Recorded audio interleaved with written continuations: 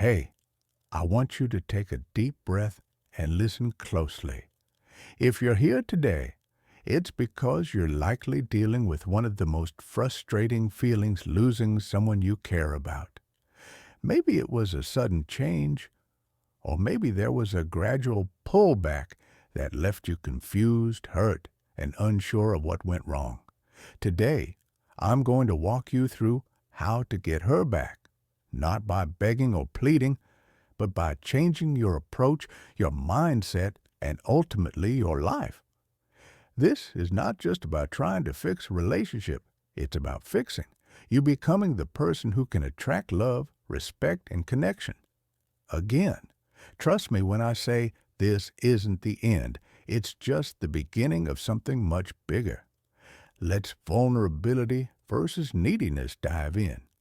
Number one, understanding the difference between vulnerability and neediness. You see, one of the biggest mistakes many men make when they feel like they're losing a woman is they start acting out of neediness. They start over communicating, sending multiple texts, calling too much, apologizing repeatedly. You need to understand that vulnerability is very different from neediness. When you express your feelings, honestly saying, I miss you, or I still care, that's vulnerability. Vulnerability is powerful because it shows authenticity. But when you cross the line and start desperate, texting, chasing her down, or trying to convince her to stay, you create pressure. And here's the thing about pressure. It always pushes people away. Think about it for a second. If you were her, would you want someone who's constantly in your face begging for attention, or would you want someone who's strong, calm, and knows their worth? The second option is infinitely more attractive. Now, I'm not telling you to cut off communication completely, because honest expression is important, but I am telling you that no one is attracted to desperation. Instead, express your feelings from a place of strength, not need. Number two, control boundaries and control boundaries. Human nature, human nature. Here's another thing that most men miscontrol is an illness. But boundaries are everything. You might have heard the term relationship dynamics before. What this essentially refers to is the balance of power between two people. If you're constantly available, always doing things for her, always waiting for her, you're giving up your control. Now, I'm not saying that relationships should be all about power struggles, but there must be mutual respect and understanding. When you lose sight of your own boundaries to accommodate her every whim, you signal that your needs don't matter. And that's never attractive.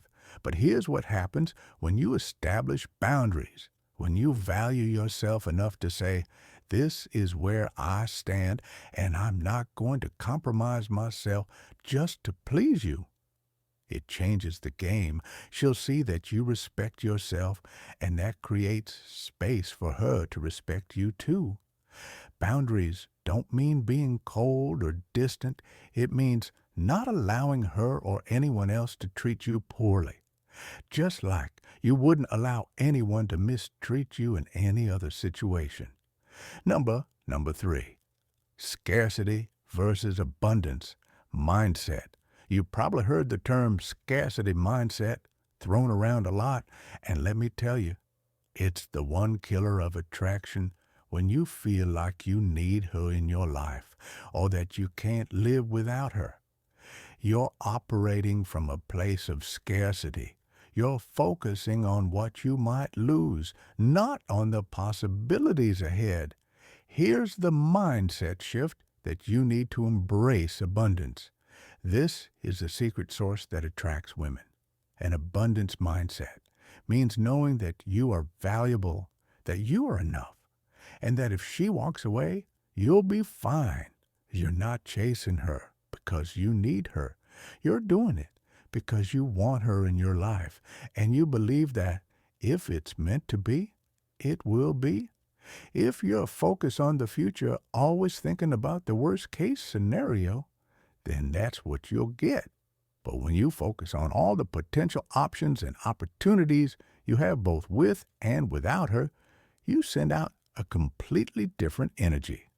Trust me, it's not about being arrogant or selfish.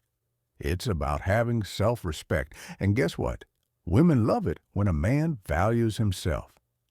Above all else, number 4. Why? How to stop overthinking. Obsessive thinking happens, and how to stop. Okay, let's address something that's probably going through your mind right now. You can't stop thinking about her. It's like she's on a constant loop in your head, and you every conversation wondering where things went wrong. But here's the thing. You're addicted to the idea of her, not the reality. When you get caught up in obsessive thinking, you're focusing on what you don't have instead of what you can build for yourself moving forward. Here's what I want you to do. Stop trying to figure out what happened and start thinking about what happens next. You need to break this cycle of overthinking. In fact, overthinking usually leads to more self-doubt and confusion, not clarity. Instead, redirect that mental energy to yourself. Focus on developing new habits, new passions, and new goals that have nothing to do with her. This is how you break free from the obsession. Rebuilding yourself. Number 5, rebuilding yourself and regaining control. By now, I hope you're starting to see that getting her back doesn't start with her. It starts with you. You need to become the best version of yourself. Again, focus on building yourself back up mentally, physically, and emotionally. This isn't about becoming someone else or changing who you are. It's about returning to the strongest, most confident version of yourself that she first fell for. Hit the gym. Focus on your career. Take time to reconnect with friends. Find hobbies or goals that excite you. And don't just let them be distractions. Let them become part of who you are when you do this. Something powerful happens. You shift the dynamic. No longer are you the one chasing after her. You become the one who commands respect and admiration from everyone around you, including her. It's not about playing hard to get. It's about being so busy, living your best life, that she becomes curious about what you're up to. Let's wrap up. You can get her back, but it's going to take time, self-reflection, and a mindset shift.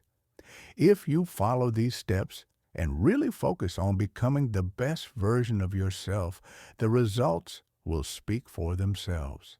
Whether she comes back or not, you will have gained something far more valuable, a better understanding of yourself, and a renewed sense of confidence.